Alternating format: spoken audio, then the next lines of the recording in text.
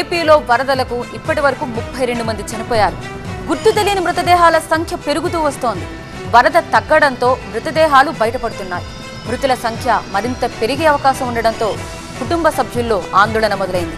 మార్చుల దగ్గర తమ వారి కోసం బంధువులు వెతుకులాడటం నిజంగానే గుండెను తల్చివేస్తోంది. సో విజయవాడ మార్చుల నుంచి మరింత సమాచారం అందించడానికి మా కరెస్పాండెంట్ క్రాంతి సిద్ధంగా ఉన్నారు. విజయవాడలో వరద విషాద ఛాయలను మిగిల్చింది. ప్రస్తుతం నేను గవర్నమెంట్ హాస్పిటల్ మార్చరీ దగ్గర ఉన్నాను. ఇటు చూస్తే కనుక ఎటు చూసినా కూడా డెడ్ బాడీసే. గంటకు ఏదో ఒక డెడ్ బాడీ వస్తూనే ఉంది. దాదాపు ఇప్పటి వరకు గత 4 రోజులుగా 30 మందికి పైగా చనిపోయారు వరద ప్రభావానికి. దాదాపు ఇంకా డెడ్ బాడీస్ పైనుంచి వస్తూనే ఉన్నాయి. ఎంతమంది గల్లంతయ్యారో తెలియదు, కొంతమంది ఆచూకీ కూడా తెలియదు. లోపల ఉన్నటువంటి బాక్సులు సరిపోక బయట నుంచి తీసుకొచ్చినటువంటి పరిస్థితి ఎంత దారుణంగా ఉందంటే, దాదాపు వరద ముంపుకి గురైనటువంటి ప్రాంతాల్లో దారుణమైనటువంటి స్మెల్ వస్తుంది. వాటర్ మొత్తం జంతువులు, మనుషుల డెడ్ బాడీ కుళ్ళిపోయి పొల్యూట్ అయిపోయినటువంటి పరిస్థితి. ఇక్కడ కొంతమంది ఉన్నారు. సార్, ఎలా చనిపోయారు?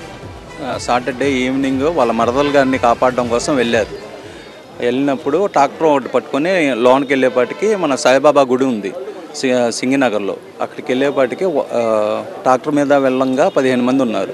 13 మంది ఏమో ట్రాక్టర్ బోల్తా పడేపాటికి 13 మంది ఎస్కేప్ అయ్యారు. 2 మాత్రం అక్కడే ఉండిపోయారు. 3 డేస్ నుండి మేము తిరుగుతూనే ఉన్నాం. ఏమైందో మన అచ్చెన్నాయుడు గారిని కలిసాము. మొన్న జగన్మోహన్ రెడ్డి గారిని వచ్చినా కానీ వాళ్ళ పిఏ గారు 2 నెంబర్లు ఇచ్చారు. దానికి కూడా చేసాము. దానికి కూడా ఎవరు రియాక్ట్ అవ్వలేదు. డీజీపీ గారికి కూడా ఇంటిమేషన్ ఇచ్చాము. ఎస్ఐ గారికి కొనమంచారు కానీ ఆయన కూడా కొద్దిగా బిజీగా ఉండి ఆయన చేయలేకపోయారు. అలాగా నిన్న ఈవినింగ్ ఇలాగ సొంతంగా మేము ట్రాక్టర్ని పట్టుకొని మన అదే ఒక్లైన్ ఉంటుంది కదా, అది తీసుకుని వెళ్ళి లేపితే అక్కడ శవం బయటకు వచ్చింది.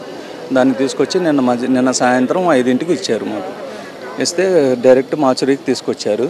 నిన్న సాయంత్రం నుంచి ఇప్పుడు దాకా ఇవ్వలేదు. మాది చిట్టి నగర్ మేడం, వైఎస్ఆర్ కాలనీ దగ్గర వరదలో చిక్కుకొని మా బ్రదర్ ఆయన వరదలో చిక్కుకొని ప్రాణం పోగొట్టుకున్నాడు.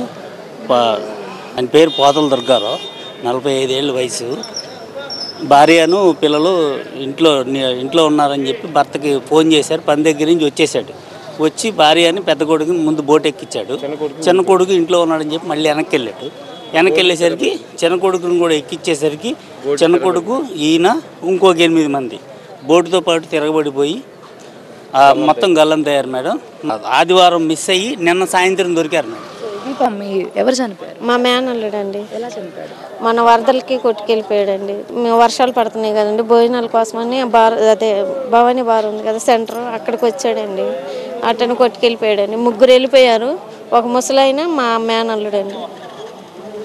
సో ఇది పరిస్థితి. ఇక్కడ ఎవరిని అడిగినా కూడా దాదాపు వరదలో తెలియక బయటకు వచ్చి కొంతమంది ప్రాణాలు కాపాడుకుందామని బోట్లెక్కి ట్రాక్టర్లెక్కి తిరగబడి చనిపోయినటువంటి వాళ్ళు ఇంకొంతమంది. రకరకాల కారణాలు ఏదైనా సరే వరదలోనే తమ ప్రాణాలు కోల్పోయిన వాళ్ళు అనేక మంది ఉన్నారు. ఇప్పటి వరకు చూసుకుంటే కనుక 30 మందికి పైగా తమ ప్రాణాలను కోల్పోయారు. ఇంకొంతమంది ఆచూకీ తెలియలేదు. ఇంత దారుణంగా విజయవాడ ఫ్లడ్స్ అనేక మందిని మింగేసింది. దయనీయమైనటువంటి పరిస్థితులు ప్రస్తుతం మనకు మార్చరీ వద్ద అయితే కనిపిస్తూ ఉన్నాయి. కెమెరామెన్ సుధీర్తో క్రాంతి, టీవీ9 విజయవాడ నుంచి. నిజంగా దయనీయమే. ఇప్పటి వరకు ఆస్తి నష్టం ఎక్కువగా జరిగింది, ప్రాణ నష్టం అంత లేదనుకున్నాం. కానీ ఇప్పటి వరకు 32 మంది చనిపోయారు. ఇప్పుడిప్పుడే మళ్ళీ మృతుల కూడా బయట పడుతున్నాయి వరదల్లో నుంచి అంటే నిజంగానే చాలా బాధాకరం.